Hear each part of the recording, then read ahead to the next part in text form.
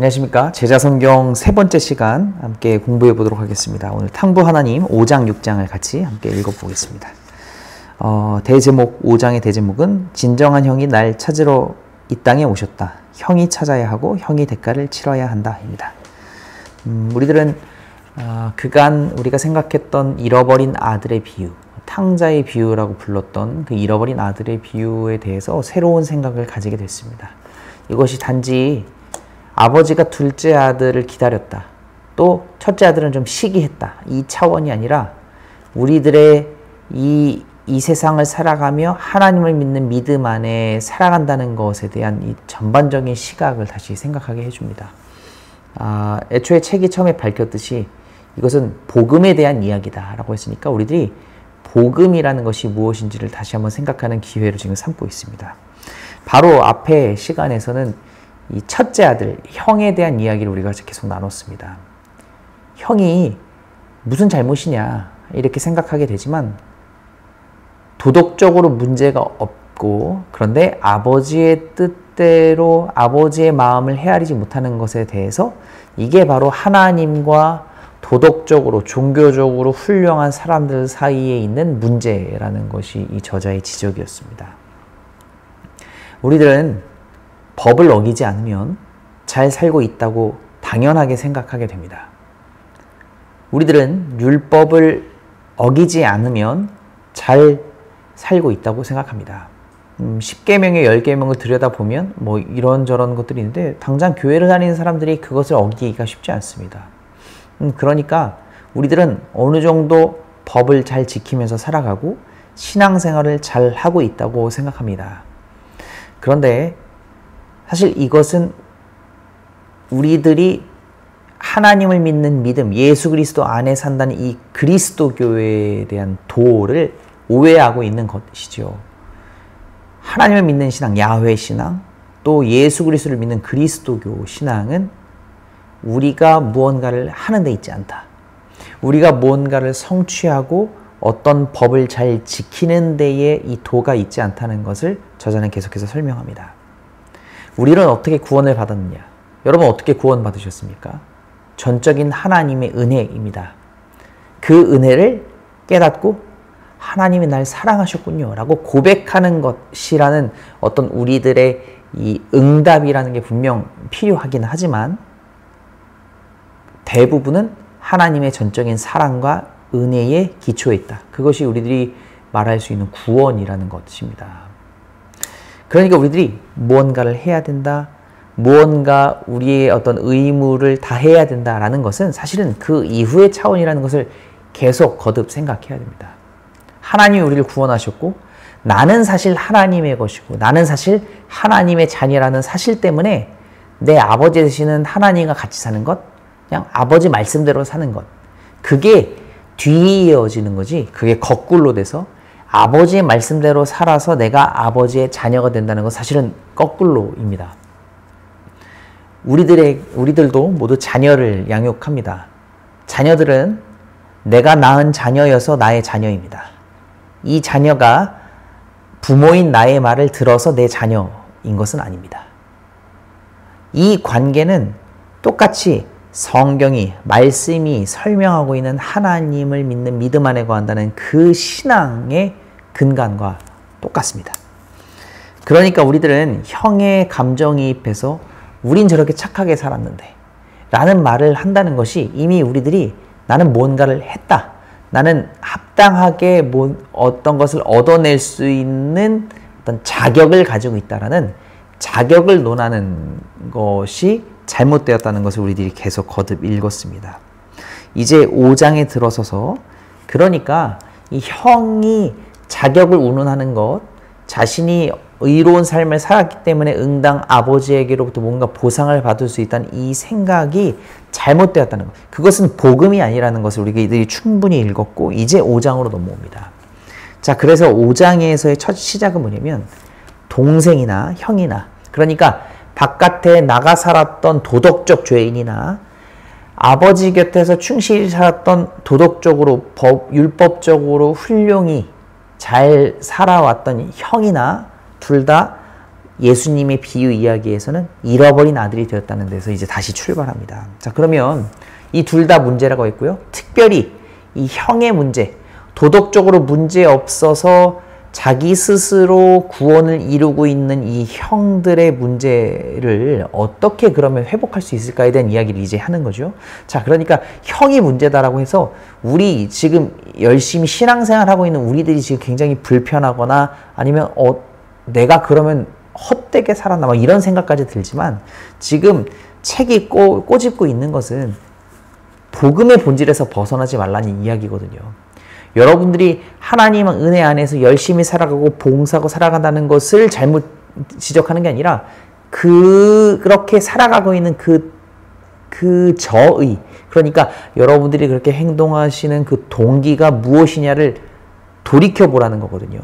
근데 여러분들이 교회에서 봉사하고 누군가를 사랑하는데 애쓰는 것이 벌받지 않으려고, 천국 가려고 이런 식의 보상과 두려움이 기인해 있다면 그걸 지금 이제 걷어내야 된다는 거죠. 그냥 정말 하나님이 날 사랑해 주셔서 나는 그렇게 한다 라는 이 온전한 동기로 회복되어야 되는 건데, 이 동기가 회복되는 일을 어떻게 할 수 있느냐가 이제 5장의 시작점입니다. 어떻게 우리들이 진짜 올바른 동기로 정말 기쁨과 감사로 그렇게 살아갈 수 있을까? 그건 다른 게 아니라 사랑이다는 겁니다. 아버지의 사랑에 의해서 우리들이 그것이 가능하다는 거예요. 사실 우리가 백날 우리 스스로 마음을 추스리고 우리 스스로 이렇게 생각하면 안 돼. 하지만 우리는 어쩔 수 없이 보상을 생각하게 되고 두려워서 행동을 하게 된단 말입니다. 그런데 가만 보면 이 이야기에서 아버지는 한 번 더 나무라거나 뭔가 그런 의무를 강요한다거나 하지 않았어요. 아버지는 그저 사랑할 뿐이었거든요. 근데 주어진 환경 속에서 아버지를 내가 먼저 지레 짐작하는 거죠. 그리고 이렇게 되어서 나는 당연히 응당 이런 것을 받을 만하다. 이러한 사고를 벗어내는 건 정말 지금 이 상황이 이 주변이 만들어지고 있는 그 근원, 아버지라는 존재, 아버지의 사랑이라는 것을 다시 명확하게 깨닫는 것, 그것이 우리가 할 수 있는 우리의 변화를 이끌어낼 수 있는 본질이라는 것을 이제 저자는 설명합니다. 자, 그래서 회개라는 말을 할 수밖에 없습니다. 둘째 아들이 먼저 바깥에서 따로 살았다가 돌아와서 아버지의 집으로 들어가는 데 있어서 그가 마음먹은 것, 아버지의 집으로 돌아가야겠다라고 마음먹은 것은 있지만 그렇다고 아버지를 만나서 줄줄 자기의 죄목을 나열하는 그러한 회개가 있었던 것은 아니라고 저자가 지적합니다. 그러니까 아버지의 사랑은 늘 있었고 그저 둘째 아들이 이렇게 해야 아버지가 받아주시지 않을까라고 생각했던 겁니다. 그러니까 아버지의 사랑이, 아버지가 나를 받아들여 줌이 있으려면 나의 회개가 있어야 된다고 생각한 거죠. 나의 죄의 나열이 있어야 된다고 생각한 거죠. 그래서 그걸 연습해 갔는데 아버지는 그런 것을 들으려 하지 않았다. 그러니까 아버지의 사랑의 동기는 그런 것이 아니다 하는 겁니다. 똑같이 첫째 아들도 역시 그런 겁니다. 첫째 아들을 향한 아버지의 사랑은 그냥 늘 기본값이었는데 거기에서 첫째 아들은 내가 아버지 곁에 계속 있고 아버지의 말씀을 순종하는 것이 그 사랑을 계속 유지시키는 것이라고 생각했던 것이죠. 하지만 그렇지 않다. 아버지의 사랑은 늘 그냥 그대로 있다. 어쨌든 이 저자는 이 교제를 통하여서 바로 그 부분을 이야기합니다. 아버지의 사랑은 그래서 죄인들을 향하지만 또 이렇게 완고한 형과 같은 종교적인 사람들을 향하여서도 향하고 있다. 이제 그 이야기를 합니다.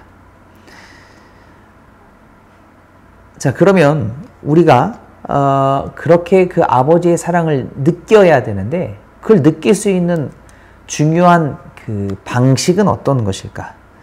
어떻게 아버지가 나를 사랑하시는구나를 깨달을 수 있을까 할 때 여기 저자는 이러한 경우가 보통이다 하면서 이야기합니다. 114페이지 세 번째 달라 보니까 지금 그분이 당신을 설득하시는지 어떻게 알 수 있을까? 만일 자신의 길 잃은 상태가 점차 느껴지면서 거기서 벗어나고 싶은 마음이 든다면 그 갈망이 저절로 만들어진 게 아님을 알아야 한다. 자, 그러니까 길 잃은 상태. 이게 비단 둘째 아들 뿐만이 아니라 이 첫째 아들에게도 지금 내가 잘못된 길을 가고 있다. 내가 지금 뭔가 다른 것을 향하여서 가고 있고 벗어나야겠다라고 생각을 한다면 거기서 바로 아버지의 사랑을 경험할 수 있는 가장 좋은 기회가 된다. 그것은 어쩌면 아버지께서 주신 기회다. 이렇게 이제 이 설명을 하고 있습니다. 어쨌든 지금 저자는 이 아까의 논지, 우리가 뭘 해야 될까?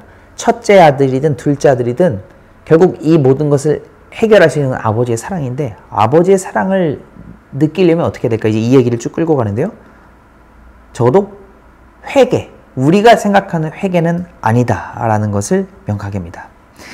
115페이지 첫 번째 단락에 보면 일단 우리가 흔히 알고 있는 회개는 이런 것이죠. 하나님과의 관계를 바르게 하려면 당신 죄의 목록을 꺼내 항목별로 그분께 사죄해야 한다. 115페이지에 이렇게 되어 있습니다. 그러니까 우리들은 회개가 온전한 회개라는 게 우리가 잘못한 것. 그래서 우리가 흔히 이런 그 관용어를 쓰지 않습니까?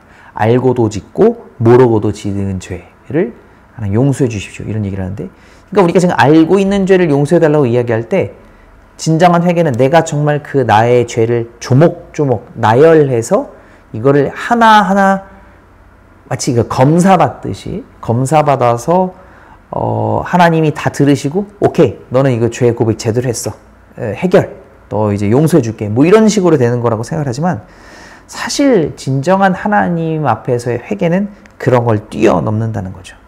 정말 내가 죄목을 나열하는 게 중요한 게 아니다라는 거죠. 왜냐면 죄목을 나열하려면 그러면 그렇게 나열할 죄가 없는 사람은 죄가 없는 건가 뭐 이런 거죠.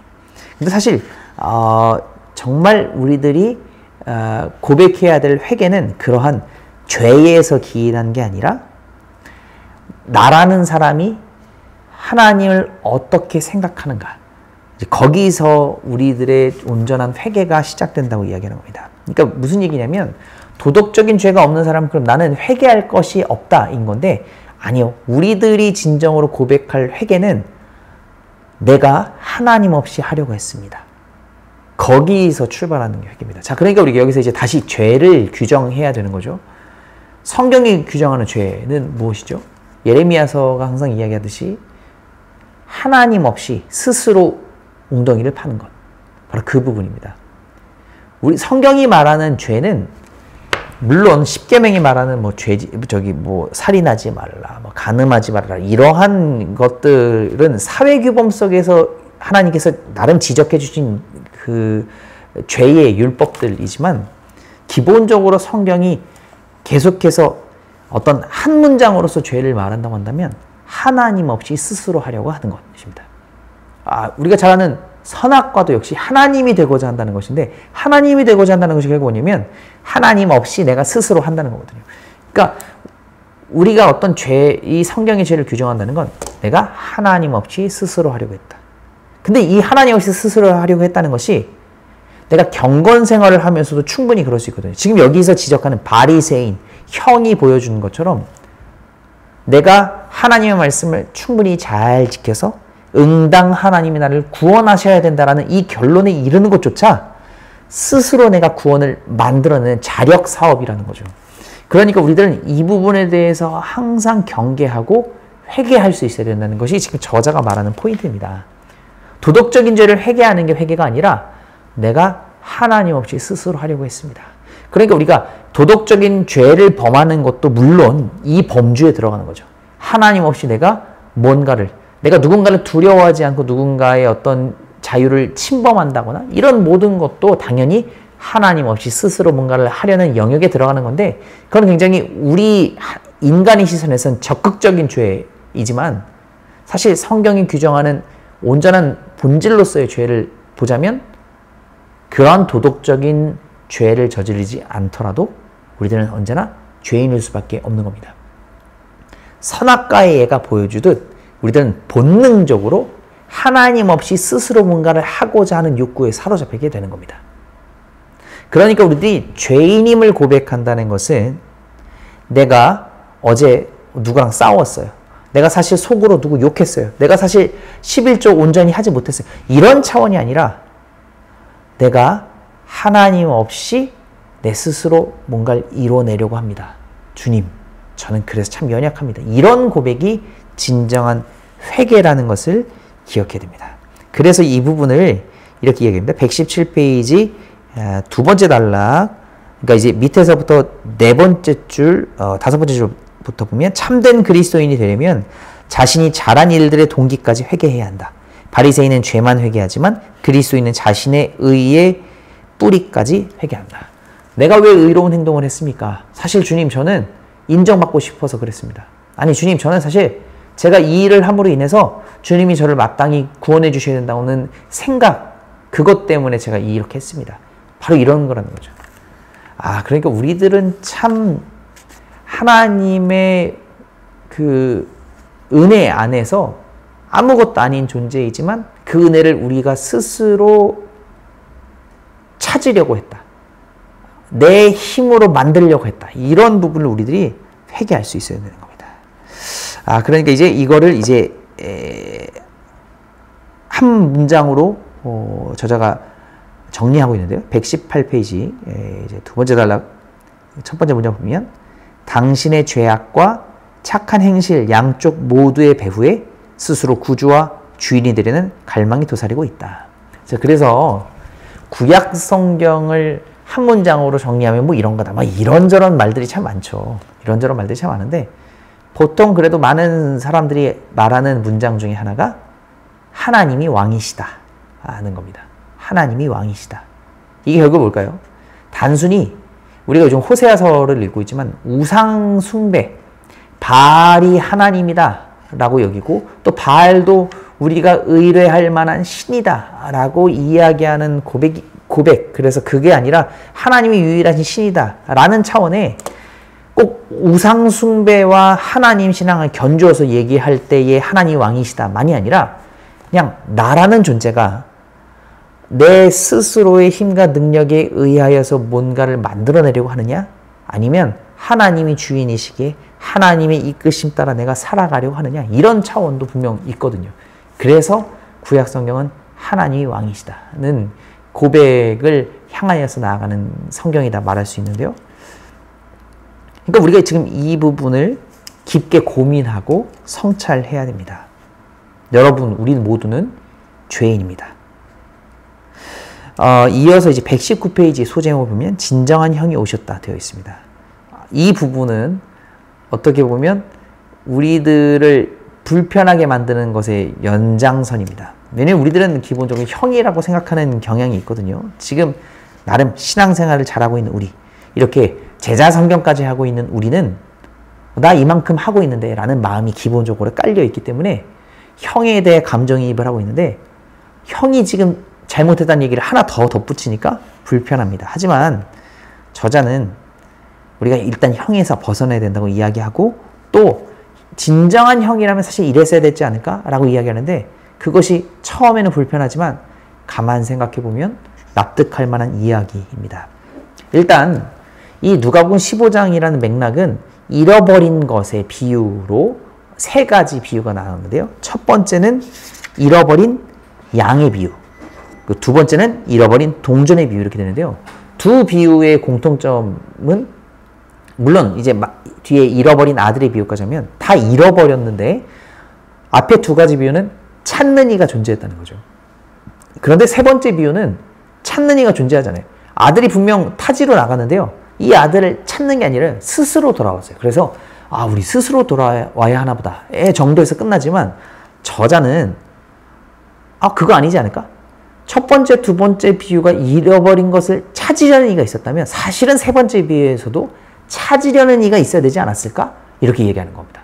그러니까 그런가? 이런 생각으로 갑자기 가는 거죠. 그러면 찾으려고 했으면 아버지가 찾는 것이 사실 맞았겠다라는 생각을 우리가 일반적으로 하게 되는데요. 근데 저자는 뭐라고 얘기하냐면 아버지가 아니라 형이어야 하지 않았을까? 이 얘기를 하는 겁니다. 그러면서 이제 121페이지 세 번째 단락을 보면 이 성경 이야기를 하나 예를 드는데요. 어떤 예를 드냐면 가인과 아벨의 이야기. 거기서 이 가인이 아벨의 제사 받으신 하나님 앞에서 굉장히 씩씩거리고 있을 때 하나님이 가인에게 하신 말씀이죠.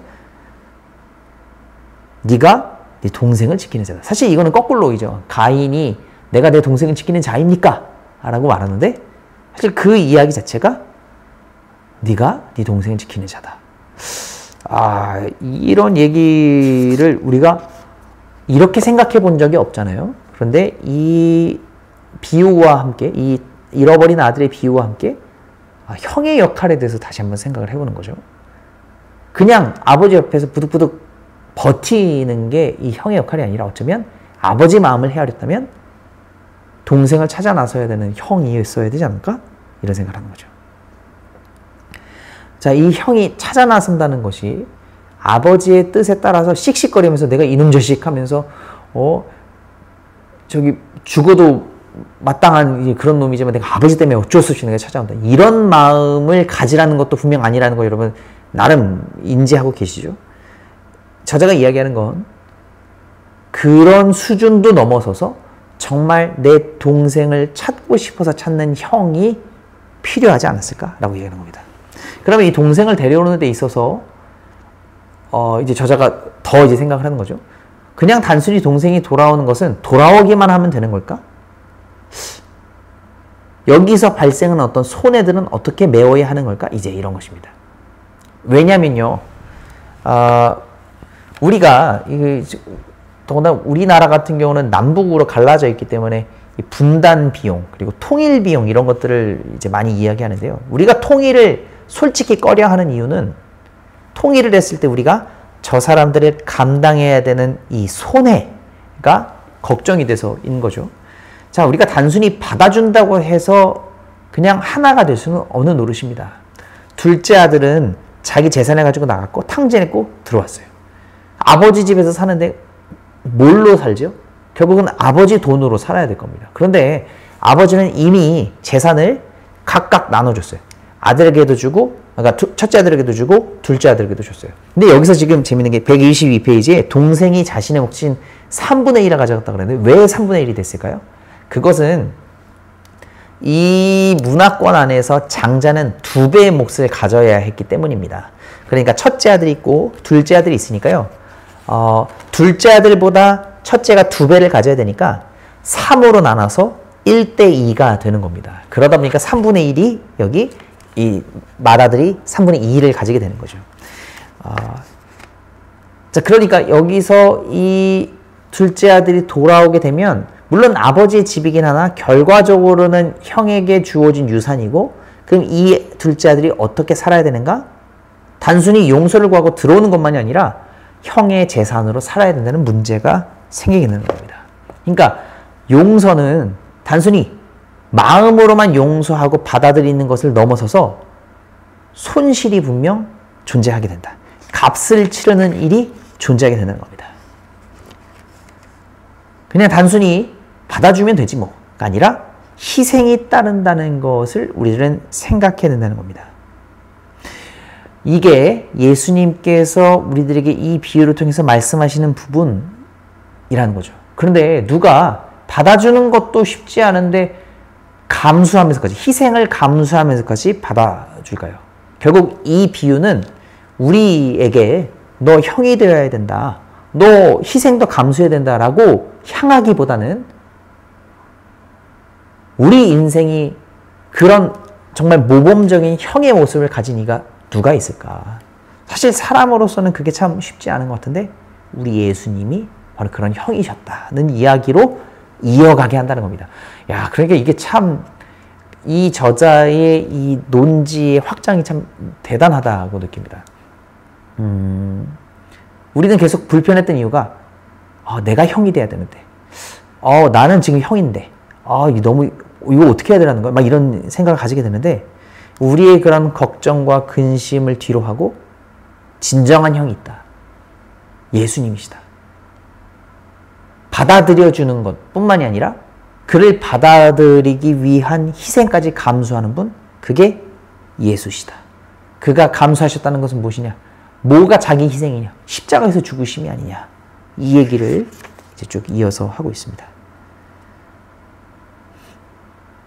그러니까 우리가 참, 이 교재를 읽으면서 내 인간적인 어떤 노력에 의해서 형을 이루어야겠다는 부담감에 막 불편하게 글을 읽고 있다가 이 부분을 들으면서 갑자기 멍하게 되는 거죠. 아, 우리가 너무 우리의 스스로의 어떤 노력에 의하여서 지금 형이 또 다시 진정한 형이 되어야 되는구나라는 막 이런 고민을 하고 있다가 아니, 그건 예수님이야 라는 말을 딱 들으니까 아, 우리가 뭔가 지금 멍해지는 겁니다. 여러분들도 이제까지 그렇게 생각하셨죠? 야, 내가 이 진정한 형 이러고 너무 힘든 거 아니야? 어떻게 해야 돼? 막 이런 얘기를 하다가 진정한 형 예수님을 마주하게 되니까요. 128쪽 두 번째 단락에 그 이제 베트남의 일화, 뭐 이제 재미있는 그 영화 일화를 이제 읽고 나서 그다음 이제 두 번째 단락에 뭐가 돼 있냐면 많은 것이 우리를 해방시켜 줄 듯 보였으나 우리는 바로 그것의 노예가 되어 있었다. 세상의 모든 힘을 소유하신 예수 그리스도가 그런 우리를 보시고 자신의 영광을 비워 종이 되셨다. 이거는 이제 그 베트남 일화를 이어서 이제 표현하는 거죠. 무언가를 가지고 지니고 그래야 행복할 것 같던 어떤 그런 인생을 꿈꾸는 이 주인공들이 그냥 그 사람 자체를 받아들여주고 그 사람의 위로 안식처가 되어주는 어떤 그런 것으로 진정한 사랑을 찾았다라는 이 영화에서 모티브를 얻어서 이제 마지막 이런 결론에 이르는 겁니다. 예수님이 바로 그런 분이시다. 모든 것을 가지신 왕이시나 다 포기하는 것, 그리고 우리의 모습으로 낮추셔서 순종하고 또 사랑으로 안으시고 대신 갚아주는 어떤 그 자기 희생의 모습을 통해서 우리들이 진정한 위로와 사랑을 찾게 되는 거다. 그러니까 형도, 이 첫째 아들도 형이 필요했는데 예수님을 통해서 우리가 위로받는다. 아, 내가 진짜 이런 사랑 안에 거하게 되는 거다. 이제 우리가 이렇게 생각을 하게 되는 거죠. 그래서 우리들은 이 이야기를 통해서 마지막 결론 되게 130페이지 맨 밑에 좀 보면 우리의 진정한 형이신 예수 그리스도가 이루신 일을 경이롭게 바라봐야 한다. 이 비유의 결론은 이런 형이 되십시오가 아니었습니다. 또 이런 아들이 되면 안 됩니다. 뭐 그런 것은 일종의 뭐 그런 것일 뭐 받아들일 수 있는 교훈 정도일 수는 있지만 진정한 이 비유의 가르침은 예수를 바라보라는 거라는 겁니다. 자, 이어서 6장으로 넘어가면요.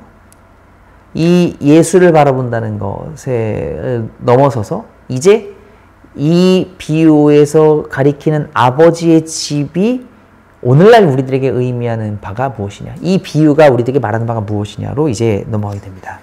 아버지의 집은 결국 뭘까요? 우리가 잘 아는 것처럼 뭐 하나님 나라겠죠. 근데 하나님 나라가 단순히 이 땅이 아닌 저 하늘에 있는 하나님 나라만이 아니라 이 땅에서 우리가 하나님을 우리 안에 모심으로, 예수 그리스도를 우리 안에 모심으로 누릴 수 있는 그 나라, 그 집을 의미한다는 것을 우리가 생각하면서 봐야겠습니다. 먼저 기본적으로 그 인간은 집이라는 존재를 굉장히 중요하게 생각한다는 것에서 이제 출발합니다. 어떤 사람이든지 집은 또 고향이라는 것은 돌아가고 싶고 뭔가 그것이 정말 뛰어난 어떤 그런 곳이 아니더라도 가고 싶은 곳이 된다. 사람의 기억 속에 그렇다는 거죠. 일례로 제 이전에 섬기던 교회의 담임 목사님께서 철원이 고향이셨어요. 이제 목회를 이제 인천에서 하시는데 무슨 일만 있으면 철원을 가신다는 거예요. 그래서 그 철원 하면 또 유명한 게 막국수지 않습니까? 꼭 1년에 몇 차례는 철원 막국수를 드시고 오셔야 된대요. 근데 가만 보니까 그게 진짜 향수더라고요. 옛날 내가 살던 집도 없고 그냥 그렇지만 거길 늘 보면서 너무 그게 좋으신 거예요. 그래서 때가 되면 그곳에 가서 식사도 하시고 그걸 쭉 돌아보면서 오시는데 그 모습이 저는 여기서 이제 떠올랐어요. 고향을 그리워하는 사람의 마음, 내 집을 향한 어떤 그 그리움, 이런 것들이죠. 그러니까 기본적으로 이건 단순히 우리가 지금 이 비유로서 하나님 나라를 해석하는 것이 아니더라도 기본적으로 사람은 그러한 집에 대한 동경이 있다는 겁니다. 이 집에 대한 동경은 우리들이 누구나 가지고 있는 부분인데 그게 사실 하나님 나라를 향한 동경, 그러니까 우리가 떠나온 이 아버지의 집을 향한 동경과 맞닿아 있다는 것이 바로 이 저자의 설명입니다. 우리들은 기본적으로 살아가면서 여긴 내 집이 아닌 것 같은데 라는 이 유랑자로서의 마음을 본능적으로 가지게 된다는 것이 설명입니다. 왜냐하면 창세기가 처음 말했듯이 우리 인간이라는 존재가 하나님의 집, 하나님이 처음 우리들에게 허락하신 그 집인 에덴 동산을 떠났던 것에서부터 출발한다 이러고 있습니다. 그러니까 인간은 하나님의 지으심을 받아서 하나님의 은혜 아래 거하는 존재여야 하지만 인간이 그냥 자연스럽게 하나님의 집에서 떠나게 된다는 거죠.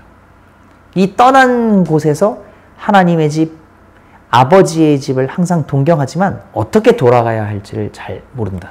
근데 자연스럽게 인간은 그래서 본능적으로 앞서 우리가 이제 다른 고향에, 인간적인 고향에 대한 얘기를 했듯이 인간은 하나님과 함께 지냈던 그 하나님의 집, 그 고향을 그리워할 수밖에 없다. 그게 우리 DNA에 내재되어 있다. 이제 이런 얘기를 이제 하고 있는 거죠. 근데 우리가 그럼 왜 떠났을까? 앞서 얘기한 것처럼 하나님의 간섭 없이 살고 싶었기 때문입니다.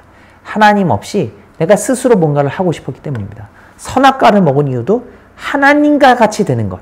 그러니까 하나님과 같이 권위를 입고 하나님과 같이 스스로 뭔가를 판단하고 결정 내릴 수 있는 그 힘을 원했던 거죠.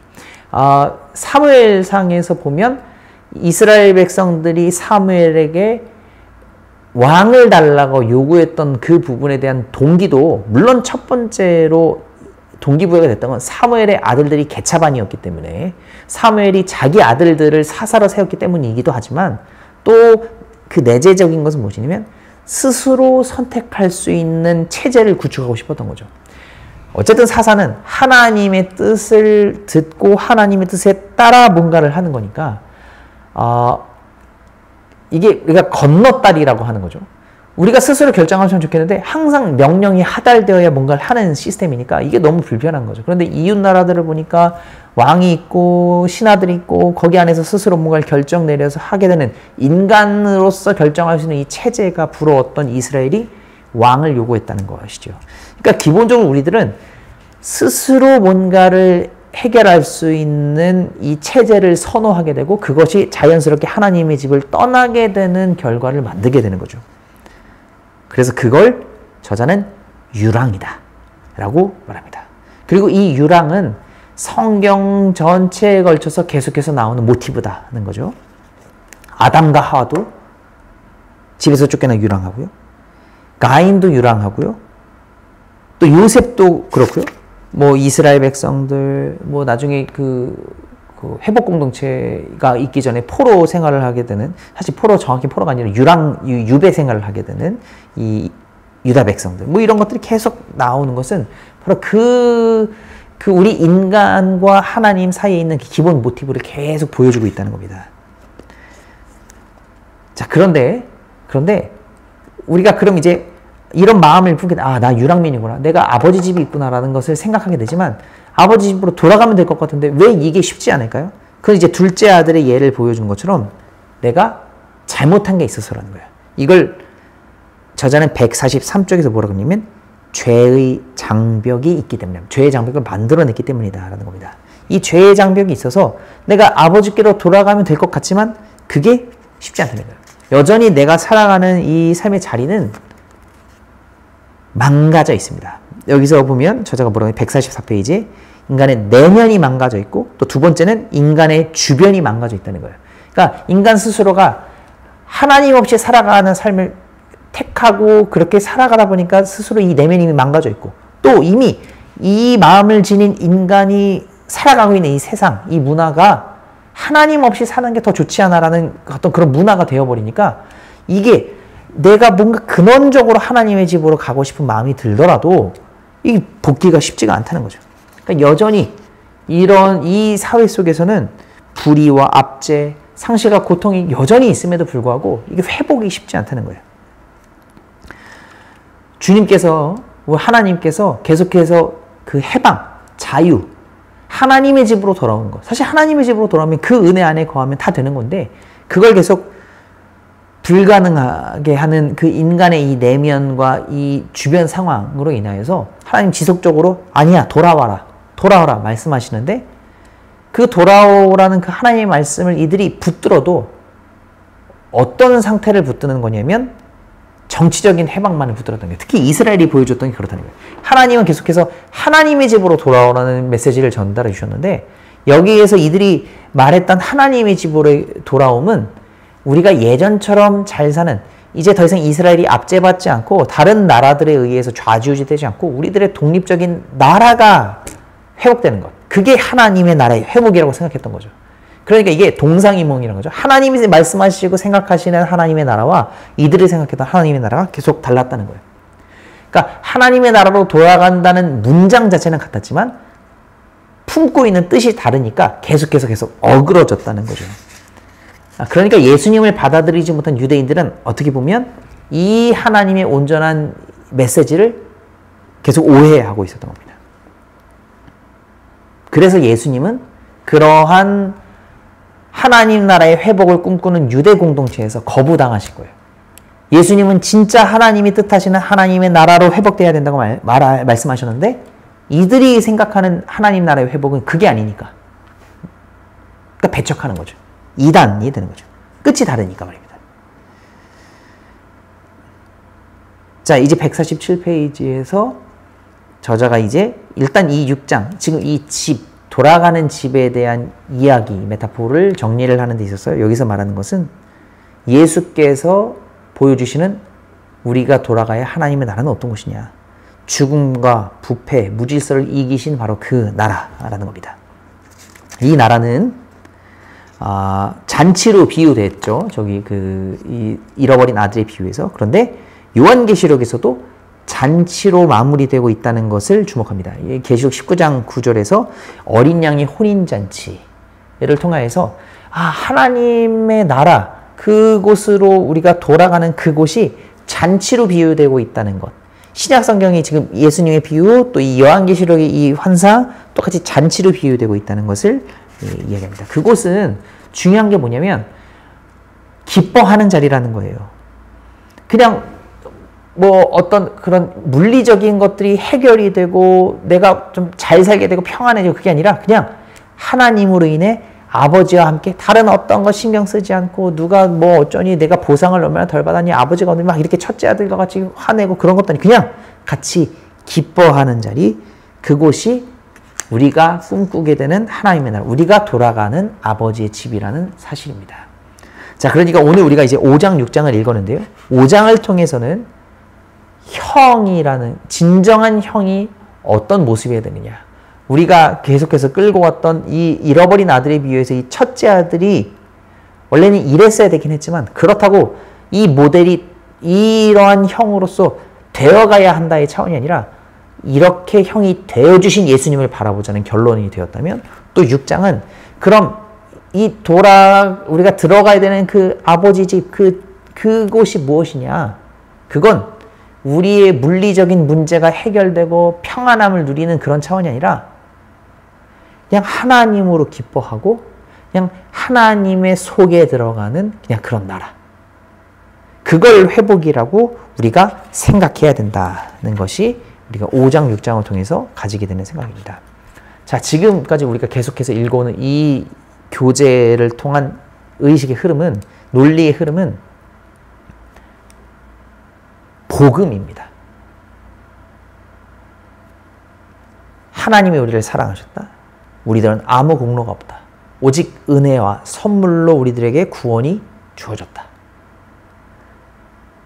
우리들이 그 구원을 누리는 자로서, 그 구원을 알고 받은 자로서 우린 어떤 삶을 향해 가야 되느냐? 그 아버지의 나라. 내 현실의 삶이 해결되는 그런 정치적인 이스라엘 나라를 꿈꿨던 유대 공동체와 같은 그런 게 아니라 그냥 하나님이 계신 곳, 아버지가 계신 곳을 꿈꾸며 살아가는 것. 그게 우리가 복음의 능력을 의지하며 살아가는 삶이다. 이 이야기를 하고 있습니다. 그러니까 굉장히 어려운 얘기를 나열해 놓은 것 같지만 사실 명료합니다. 복음이라는 겁니다. 우리 교회가 올 한 해 복음의 능력 안에 사는 것을 꿈꾸며 표어를 시작했는데요. 이 교재가 마치 그 복음의 능력에서 사는 것에 대한 이 피날레를 가르쳐 주는 것 같습니다.